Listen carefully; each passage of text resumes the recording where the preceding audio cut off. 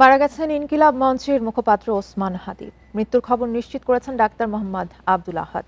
সিঙ্গাপুরে হাদির চিকিৎসার বিষয়ে সার্বক্ষণিক খোঁজ রাখছিলেন ঢাকা মেডিকেলের নিউরোলজি বিভাগের এই আবাসিক চিকিৎসক।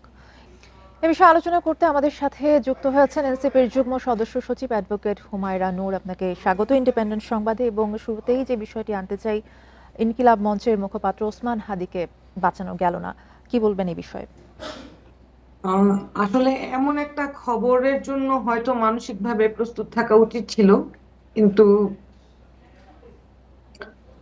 আমরা আসলে কেউই হাদিকে হারানোর মতো মানসিক প্রস্তুতি নেওয়ার মতো আহ সামর্থ্য, হয়তো মানসিক ক্ষমতা আমাদের কারোরই নাই। হাদিকে আমরা হারিয়েছি। আমাদের এটা সমগ্র জাতির জন্য কত বড় একটা লস, এইটা আমরা কতটা অভাগা জাতি যে হাদির মতো একজন একজন বিপ্লবী, যিনি একান্তভাবে দেশটাকে ভালোবাসতেন, নিঃস্বার্থভাবে ভালোবাসতেন, তাকে আমরা বাঁচিয়ে রাখতে পারলাম না। যারা হাদিকে হত্যা করার ষড়যন্ত্র করেছে এবং হাদিকে হত্যা করেছে, এই বাংলার মাটিতে যাতে তাদের বিচার হয় এবং কোনো পরাশক্তি যাতে এই ধরনের হত্যাকারী ষড়যন্ত্রকারীদের আশ্রয় প্রশ্রয় না দেয়, তাদের প্রতি স্পষ্ট বার্তা জানাতে চাই যে যারা খুনিদের আশ্রয় দিবেন তাদের সাথে আমাদের কোনো সুসম্পর্ক থাকতে পারে না। আমরা আপনাদের সাথে সুসম্পর্ক বজায় রাখার জন্য অনেক অনেক অনেক বছর ধরে অনেক স্যাক্রিফাইস করেছি, অনেক কিছু কম্প্রোমাইজ করেছি, কিন্তু আপনারা আমাদের দেশে হত্যাযজ্ঞ চালানোর জন্য যেই যেই খুনিদের আশ্রয় দিচ্ছেন, যেখান থেকে বসে এই ষড়যন্ত্র হচ্ছে, তাদেরকে সতর্ক করতে চাই যে এই খুনিরাই একদিন আপনার দেশের মানুষকেও খুন করতে পারে, আপনার দেশের নিরপরাধ মানুষকেও খুন করতে পারে। আপনাদের দেশে এই খুনিদের আশ্রয় দিয়েন না। বাংলাদেশের আইন বিচার ব্যবস্থা আছে, এই খুনিদের বিচারের জন্য তাদেরকে বাংলাদেশের আইন ব্যবস্থার হাতে ফিরিয়ে দেন। আর একটা বিষয় যদি একটু জানতে চাই, যে ওসমান হাদির মৃত্যু রাজনীতিতে কি প্রভাব ফেলবে বলে মনে করেন? ধরেন হাদিকে তো হত্যাই করা হয়েছে এই জন্য যে, দুঃখিত আসলে আহ সময়টা সবার জন্যই কঠিন। আমি জানি যে আপনারা যেখানে বসে আছেন আপনাদের জন্য হয়তো খুব সহজ না সময়টা। আহ খবরটা তো মাত্রই এসছে। ধরেন একজন হাদি ওসমান হাদিকে নিহত করেছে, হত্যা করেছে কেন? যাতে আমাদেরকে ভয় দেখানো যায় যে আমরা যাতে আমাদের ন্যায্য অধিকারের দাবিতে, এই এই স্বৈরতন্ত্রের বিরুদ্ধে, এই ফ্যাসিস্ট সরকার, এই হত্যাকারীদের বিচারের দাবিতে আমরা আর মাঠে দাঁড়াতে সাহস না পাই, মাথা উঁচু করে দাঁড়াতে না পারি। ওরা ভেবেছিল যে একজন হাদিকে হত্যা করলে আমরা ভয়ে গর্তে লুকিয়ে যাব। ওরা ভুলে গিয়েছে যে জুলাইতে এই নিরস্ত্র ছেলে মেয়েরা, এই এই নিরস্ত্র ছেলে মেয়েদের বাবা মারা রাস্তায় নেমে এসেছিল, চিন্তা করে নাই যে কে কখন গুলি করে তাদেরকে হত্যা করবে। 1400 প্লাস, প্রায় 2000 হাদি তো জুলাইতেই শহীদ হয়ে গিয়েছিল। আরেকজন সেখানে সংখ্যা। এবং হাদি ভাই আমাদের সবার হয়ে নিজের নিজের মাথায় যে গুলি বরণ করে নিয়েছে, সেইটা আমরা কেউই বৃথা যেতে দিব না। এই হত্যাকারীদের বিচার নিশ্চিত না করা পর্যন্ত আমরা আর কেউ ঘুমবো না।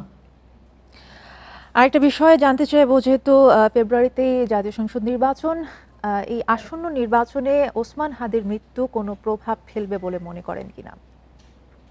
আসন্ন নির্বাচনে যে সকল রাজনৈতিক দলগুলো অংশগ্রহণ করছে তাদের সকলের প্রতি স্পষ্ট বার্তা দিতে চাই, আপনারা যারা শুধু ক্ষমতা কেন্দ্রিক রাজনীতি করতে আসছেন এবং যারা এই ধরনের অপশক্তিকে রুখে দাঁড়ানোর জন্য স্পষ্ট অবস্থান নিচ্ছেন না, তাদেরকে বাংলাদেশের মানুষ জবাব দিবে।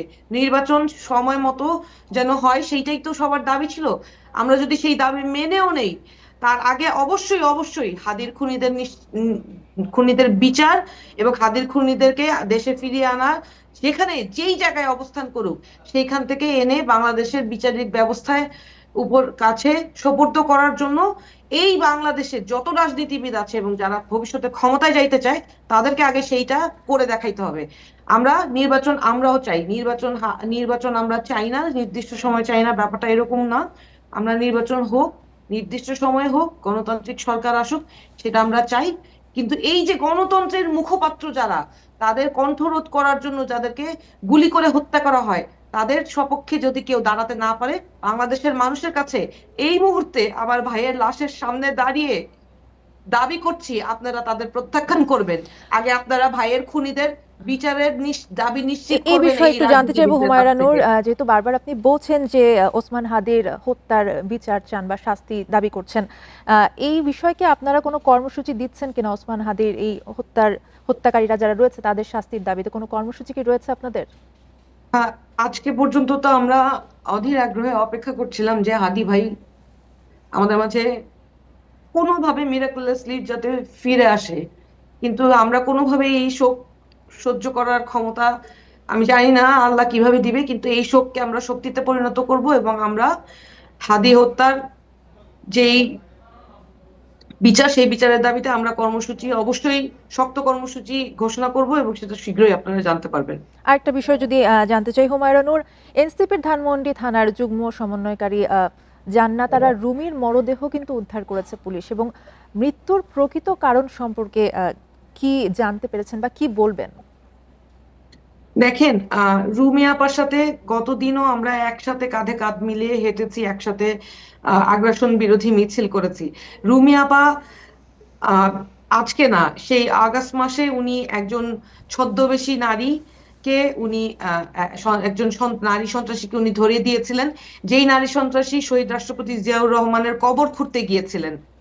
আহ তাকে ওই সময়ের পর থেকে আওয়ামী সন্ত্রাসীরা তার পরিচয়, তার অবস্থান সবকিছু পাবলিক করে দেয় এবং তখন থেকে তাকে অনলাইন হ্যারাসমেন্ট না, শুধু পথে ঘাটে যেখানে সেখানে তাকে মৃত্যু ঝুঁকি এবং তার পরিবারকে মৃত্যু ঝুঁকি দেওয়ার ব্যাপারে হুমকি দেওয়া হচ্ছিল। উনি এই কারণে উনি প্রচন্ড আশঙ্কায় ছিলেন এবং ওনার মানসিক পরিস্থিতিও খুব একটা ভালো ছিল না। এই অবস্থায় উনাকে যখন আহ উম, এই পরিস্থিতিতে ফেলা হয়, তখন উনি বাধ্য হয়ে হয়তো নিজের জীবন অবসান করেছেন অথবা কেউ উনাকে হত্যা করেছে, আমরা এখনো নিশ্চিত না।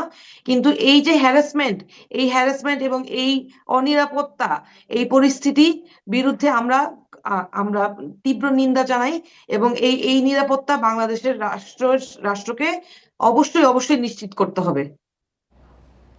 ধন্যবাদ। জি, ধন্যবাদ আপনাকে আমাদের সাথে যুক্ত হবার জন্য।